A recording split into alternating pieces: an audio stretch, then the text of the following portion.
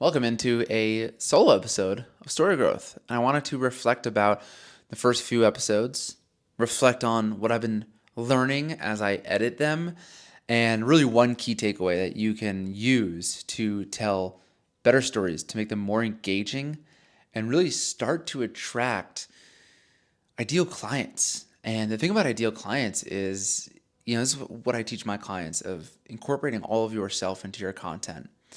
I don't like the idea of niching down. I like the idea more of a zone of genius or having a premise that you'll get known for a thing. And ultimately, my premise, while I get known for storytelling and having the zone of genius of storytelling, but the whole point of why this is called story growth is that I believe that content creation is the number one personal growth tool. And it's like everything you want to say and believe in the person you want to become. It's like, well, go become that person and go own that and go tell the world you are that person and here are the things I'm doing to become that person. And if you can make content about that and share that with the world, you more quickly become that person. You more quickly embody that person. That's why it's called story growth. And that's my premise. And that's really what I would like to get known for is that, in my way of standing out in the online space, there are a lot of storytelling coaches, but it's personal growth that's weaved into it. And it is the premise that content is the number one personal growth tool. And that's my personal take on it. And a lot of people don't talk about that. So that's where I get to stand apart. And that's really my premise. That's what'll allow me to stand out. That's what I get known for. So it's not just storytelling, but it's a little bit of a level deeper. And so anyway, having this premise allows me to see the world this way, that, oh, there's stories that I could tell and there's things about myself that I can uncover that I could share with the world. There's this person that I want to become more of. There's things that I want to embody more of. And I know that if I share that with the world, that I will become that person faster. I will embody those things faster. So it's not just about creating the piece of content, though it's kind of like meta in that way that, like, yeah, that is my premise of like, I got to tell this story and post these things. But, when I look at the world this way, I just go about the world. Those are where I get my ideas, that I just live my life. And those are my ideas. And so I play sports, and so I'll make content about playing sports. I'm very spiritual, and I do therapy, and I love psychology and meditation and manifestation and breath work, and so I do all those things, and that's the basis of a lot of the stories that I continue to tell, and that leads us into what I want to talk about today, which is specifics, is allowing yourself to own what you love and to lean into those specific situations and those specific activities that you do in your life. That's the source of content, and that's the source of the specifics that you get to share inside of your stories that make the stories come to life. So if you've been listening to the first few episodes, if you go back to episode number 2 with Georgia, she talks about, for example, the problem that people have, like in making friends. Like, what if I open up to people and what if they don't really like me? What if nobody sees who I really am? What if I'm like honest and vulnerable and nobody really likes that? And when she shares that, if you go back to the episode, what do? I go, oh yeah, totally. I get that. That's like when I play baseball and I play men's league baseball and everyone's like, there are some people who take it too seriously, but there's also a bigger group of guys who are like, it's just baseball. Like, it's just men's league baseball. Or even in tennis. Like a few weeks ago, this guy was like, we're just like 3-5 tennis players. We're not 7-0 professional tennis players. Like, it's not a big deal. I'm like, dude, you talking like that and not own, like, I want to own the fact that I want to be a better tennis player. Like, it's not just a hobby for me. I want to get better at this. I want to be the best player in Central Oregon, right? That's what I told Georgia in that podcast. And so you see, by her sharing more specifically what her ideal clients struggle with and probably what she struggled with, that then allows me to relate to my instance of that. And she did that later where she goes, yeah, one of the tools I use is that when I ask somebody like how they're doing and they say, oh, I'm good. And she goes, oh, really? Not really good? Like, why not? Why not really good? And I go, haha, that's funny. That's what me and my best friend Taylor do, except we do it with pretty good. If somebody says, oh, pretty good, like, oh, is it pretty good? And so you see, the more specific she gets in sharing, how she shows up for people, where it's not like, oh, I think what people will do with their content is like if Georgia were to make content and she would go, yeah, I'm going to teach you how to be more curious. And so you just You get more curious by asking people questions on the language they're using. And it's like, okay, that's not really that helpful. But if you tell me, oh, one way that I get curious is that when people tell me they're good, it's such a generic response. I actually challenge them and say, yeah, but why not really good? And so by getting more specific, by giving people the tea, it allows them to relate. It also allows them to have like really awesome takeaways. But you can see in these podcasts how the more specific my guests, the more specific that my guests get, the more you'll hear me go, oh, this reminds me of an instance in my life with XYZ. And I'm doing that intentionally. And when you listen to this podcast, I do that intentionally because I want to show you that this is what we're all doing unconsciously inside of our minds. We're thinking about, how does this make sense to me? Like, how can I relate to this? Right? And we have people, we talk to people in our lives who aren't great listeners and they're just looking for the next way to respond. And so they're always like trying to one up you and stuff like that. I'm trying to make sure that I'm not coming off that way. I'm not trying to one up anyone. I am just showing how I relate. So the more specific my guests get, the easier it is for me to relate. And I'm just doing this automatically. I'm not sitting over there digging for an example.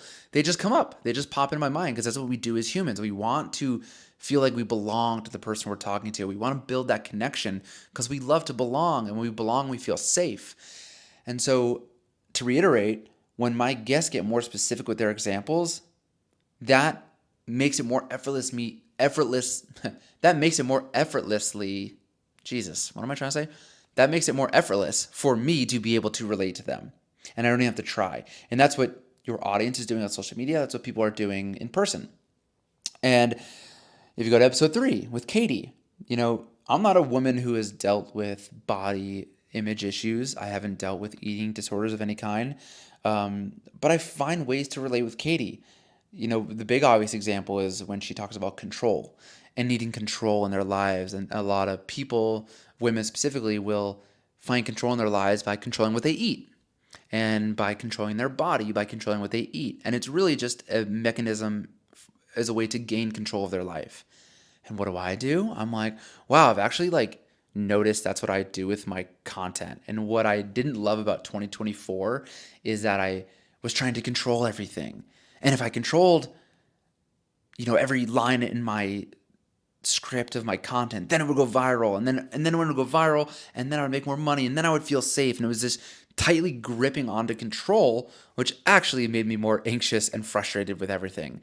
And that's exactly what her clients feel. So even though it's women dealing with eating disorders and then me making content and navigating my business, it comes back to this theme of control. But by her getting more specific and talking about the specifics of her ideal client and the specific situations that she's dealt with, I automatically relate and go, I know what that's like. I know what it's like to grip on tightly to control, right? But it's only by getting more specific that I'm more effortlessly able, that's apparently hard for me to say today, I am more easily able to relate to people, right? And then she told the story in episode 3, again, if you listen to Katie, she tells that story of living in New York City with her boyfriend and going through that breakup. And she's talking about her, her boyfriend had these plans, but she's like, no, I need to go for a run or whatever it is. Like, yes, I've lived in New York City, so I'm conjuring up this image, and I said this on that podcast, I'm conjuring up this image of me at my first New York City apartment. I don't know why I chose the first New York City apartment. I just did,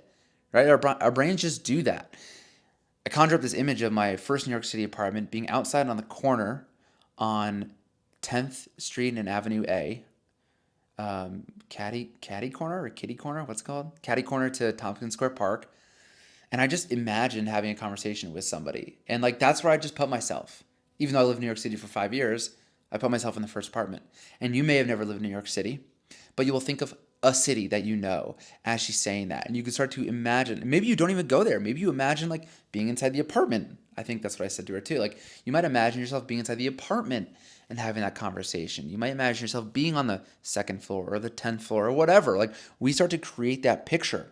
But it's only by her getting more specific and being I was in New York City, we were about to go to this event, but I needed to go for a run and blah, blah, blah, all that, right? By getting more specific, we relate. That's what we do. And when you keep it general and high level, we have a more difficult time of relating. So What I want to offer you is some tools for you to be able to get more specific in your storytelling. I want to teach you how to do this. And first, I want to offer another metaphor that I think is really powerful. It's a classic metaphor I use a lot, but it's movies. So you can think of your favorite movie. I will use Lion King as the example because most of us have seen Lion King. Most of us love Lion King. Why do we love Lion King? When we are not a little baby cub in Africa whose evil uncle Scar killed their father, and now at a young age I have to become king of the jungle, and I freak out, so I run away, and I have to deal with these evil laughing hyenas. But then I go meet two friends. Your two friends are not a meerkat and a warthog. And then you have a mentor. Your mentor is not a baboon who rubs coconut juice on your head. You don't have a little bird flying around your shoulder being like, "Ooh, don't do this, don't do that. Are you sure?" You don't have that. That is not your story. But we relate because we've all had people that we've lost in our lives. Maybe it's not our father, but we know what it's like to lose someone, to be sad. We know what it's like to doubt ourselves, to wonder if we're capable. We're not going to be king of the jungle, but we know what it's like to fear if we're capable of reaching our potential. Maybe we've run away before. Our best friends are not a meerkat and a warthog who sing us Hakuna Matata when we're feeling bad, but you know what it's like to have friends who lift you up and pick you up when you're feeling down. Our mentor is not a baboon who rubs coconut juice on our head and is really eccentric and is like, "Ooh, ha ha ha." That's probably not our mentor, but we've all had people who've guided us along the right path. We don't have a toucan or whatever in our ear chirping away, but we have our inner dialogue that tells us, "Don't do this, don't do that, that's not safe, are you sure?" Like all of that stuff, right?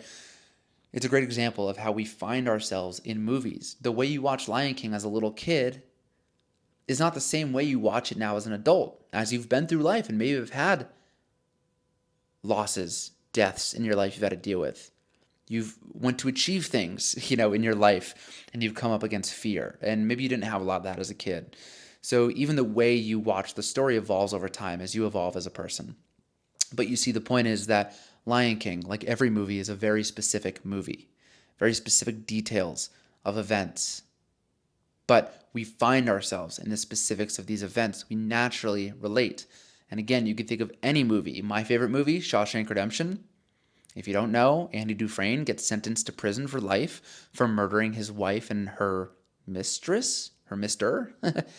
He didn't actually murder them, but, he was wrongly accused. And anyway, so he's in prison, and it's about escaping Shawshank Redemption. And most of you are probably familiar with the movie, but I've never been sentenced for life in prison. But throughout the movie, we watch Andy not give up, not lose hope. He even has that conversation with Red, Morgan Freeman, and he's like, "It's dangerous to hope, Andy." And Andy says, "Get busy living or get busy dying." And I know what it's like. He builds a library and he sends letters to the fucking state or whatever. Every week, "We need a new library. We need a better library." Eventually they cave and they give him funds for a new library. They send him books. He all these moments, the whole movie, he's digging, spoiler alert, he's digging that hole, he's digging the tunnel through the wall to escape. He's building his escape, get busy living or get busy dying. I've never spent time in prison, of course. I haven't had life in prison, but I know what that's like to get busy living or get busy dying. I worked in corporate where I saw that version of my life where I was going to work for 40 hours a week for 40 years and not love my life. Am I just going to sit there and rot? No. I quit. I pursue personal training.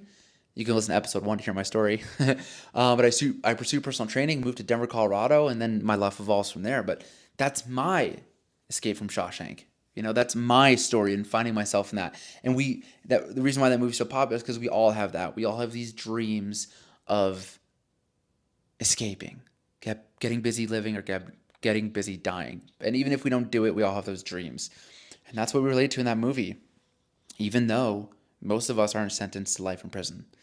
And it's these specifics, it's these details, it's sharing the truth of your story and getting more detail-oriented, sharing those specifics that make a story worth listening to, that allows people the opportunity to relate to you. So, how do we get more specific? Here are a few tips.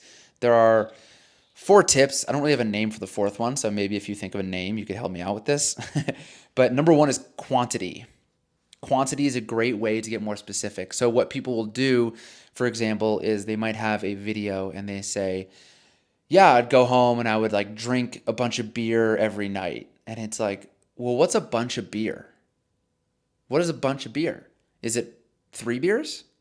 Would you drink a 12 pack every night? Like, how much beer are you drinking? That is different.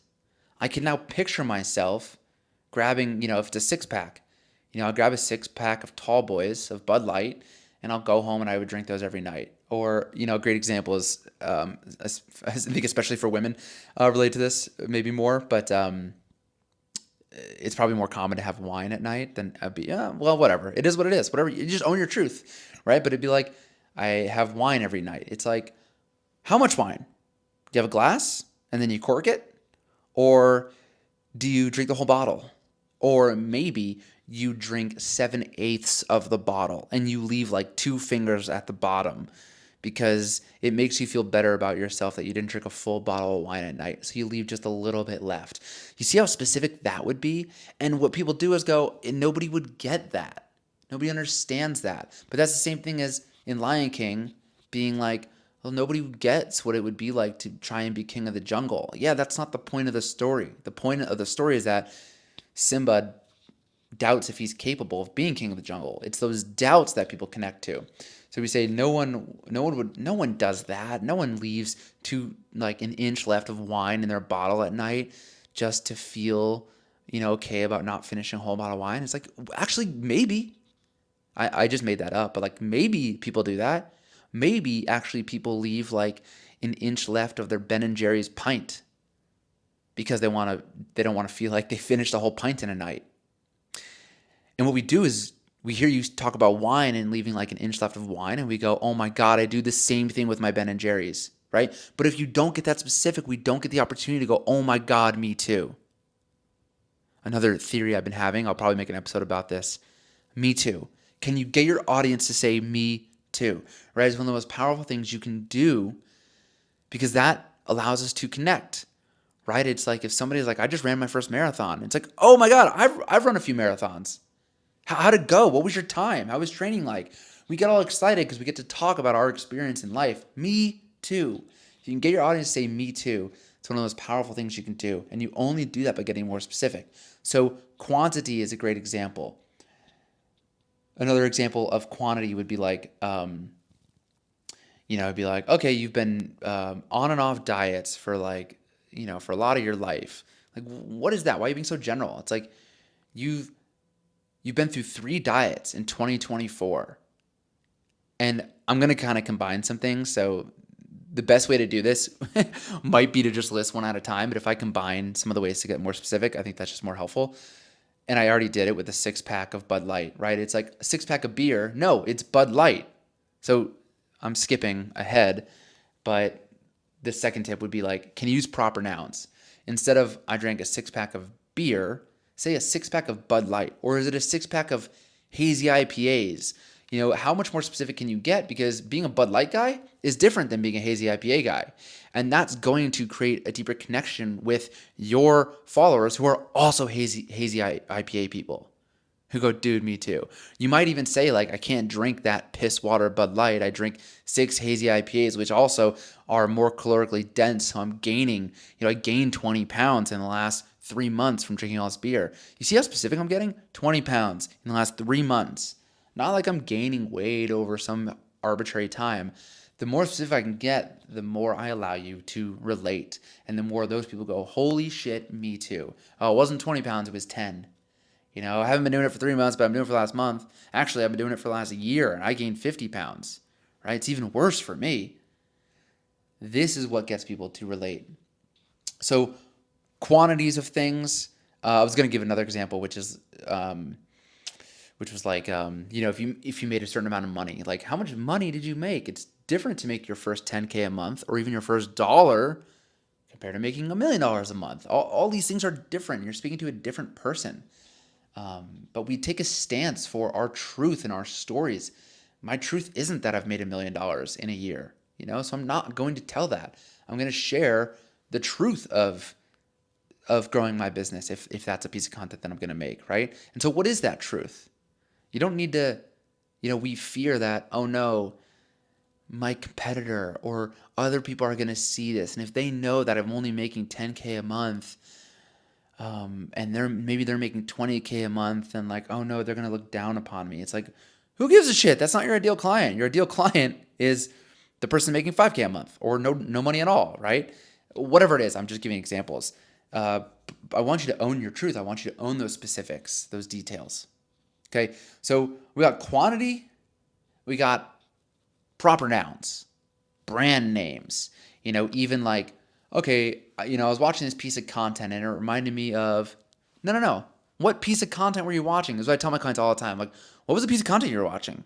It's not a piece of content. It's like, I was watching Wim Hof talk about breath work, and he said this about breath work. And that made me realize, oh my God, right?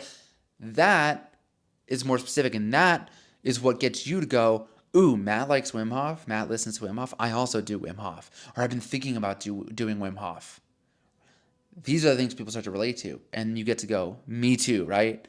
Matt's my guy. That's what happens when you start using the specifics. So we got quantity. We got proper nouns. The other one is time-based.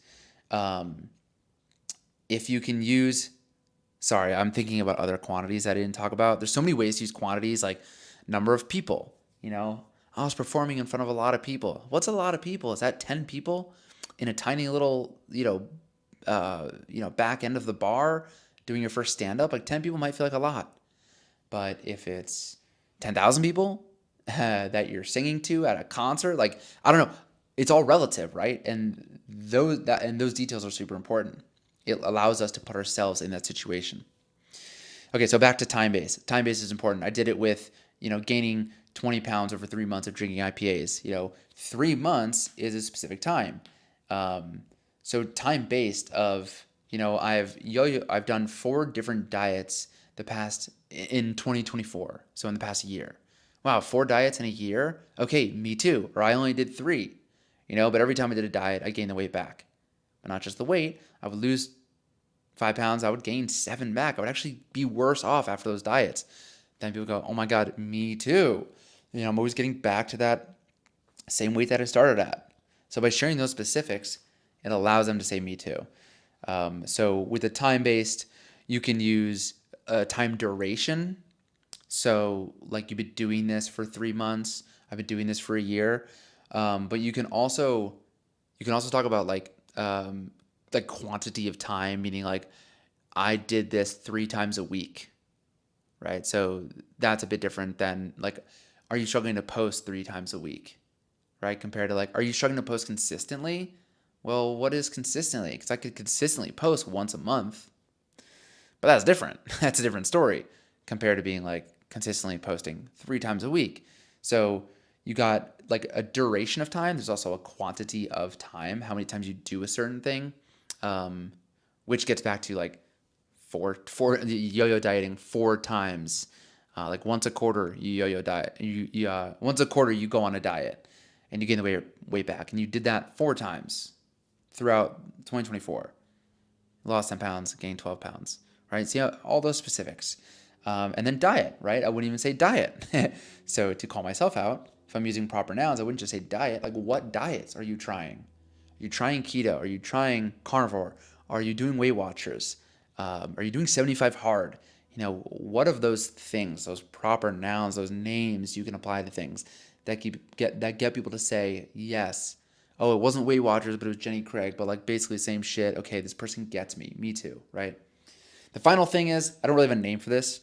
But it would just be specificity. Maybe it's like activities. Maybe that's what I would call it, where it's like, which is similar to the dieting, right? I want you to get more specific. Don't just say dieting, but like what kind of diet? Similar to that, I wouldn't call it a proper noun, but it's like, oh, I was working out the other day. Instead of saying working out, like what workout? Were you doing yoga? What kind of yoga?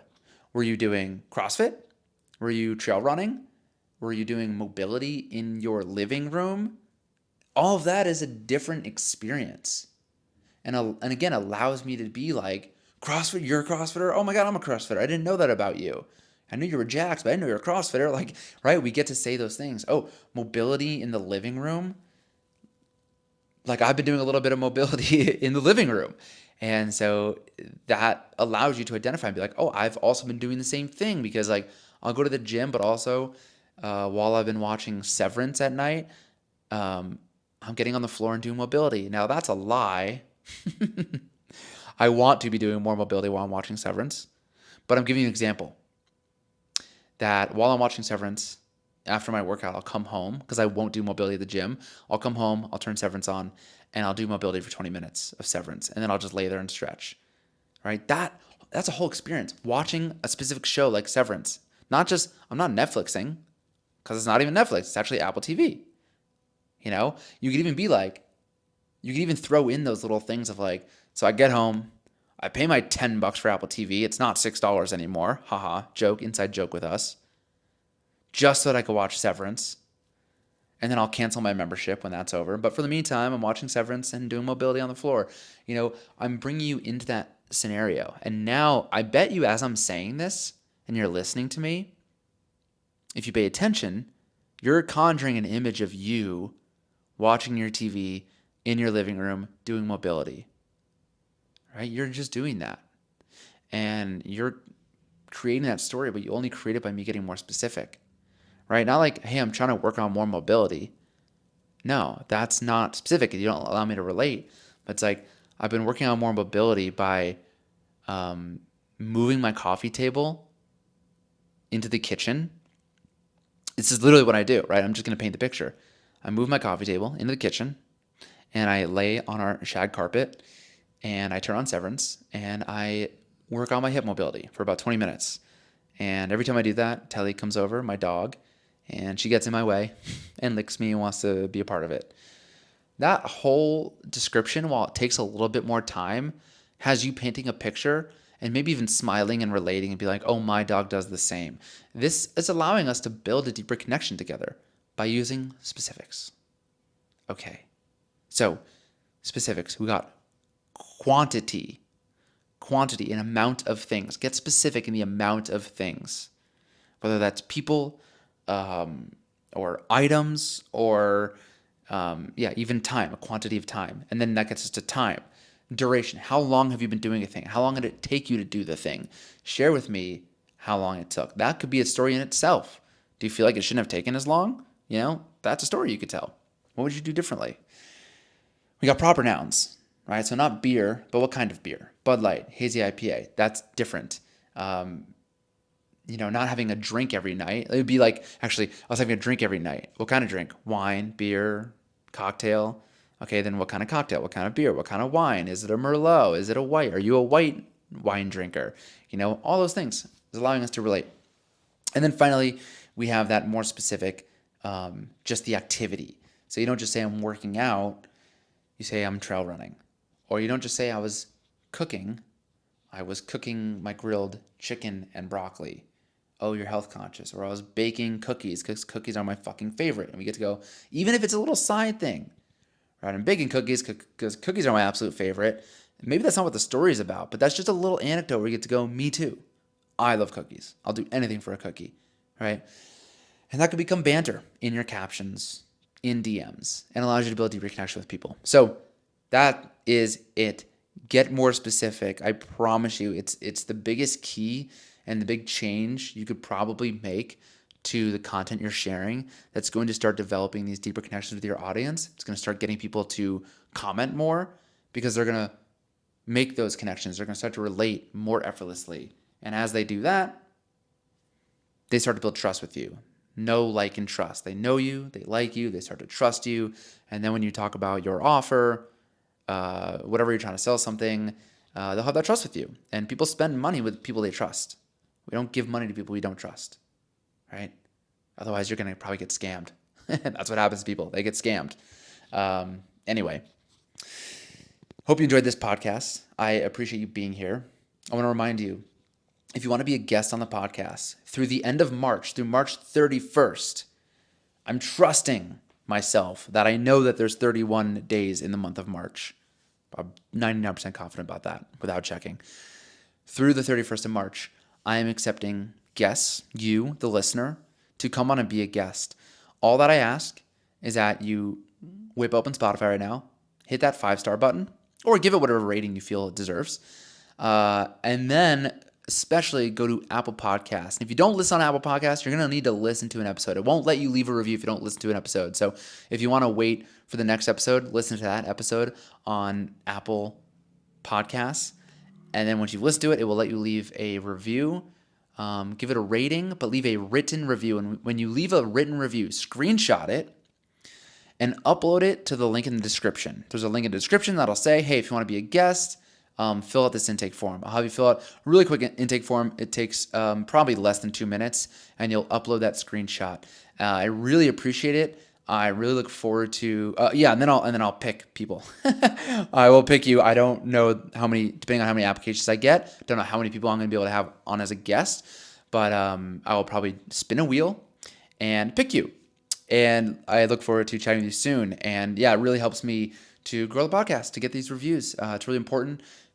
New podcasts get on the Discover feed, and the more reviews they get, the more likely they'll end up on more people's Discover feed. So if you like this, please take that minute out of your, even if you don't want to be a guest, I would really appreciate you leaving a review, because this can get out to more people. And I'm just having a lot of fun being able to do some live coaching and share it with the world. I think it's a great way to, get this message out, get these tips out, and hopefully allows people to get more excited about the content they're creating, sharing their stories, owning their truth, building deeper connections with people. That's what we're here to do. We're not here to do this all alone. We're here to deeply connect with people. Life gets more beautiful that way. So I really appreciate your review and support in this podcast. I love you very much. Thank you for being here. I will stop rambling. Until next time, peace out.